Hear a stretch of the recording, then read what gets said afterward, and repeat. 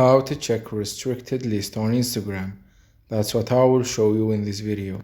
But before we begin, make sure to subscribe to the channel and ring the bell to get notified whenever a new video is uploaded. With that said, let's get started.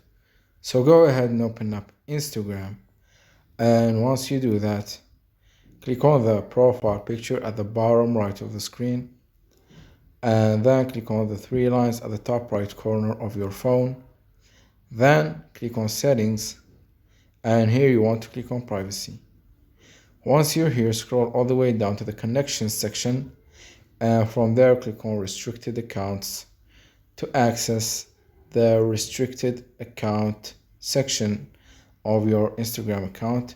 And here you will be able to find all of the people and accounts that you have restricted. So that was it for this video. That's how you can check and see the restricted list on Instagram. If you have any questions, please leave them in the comment section down below. With that said, see you in the next video.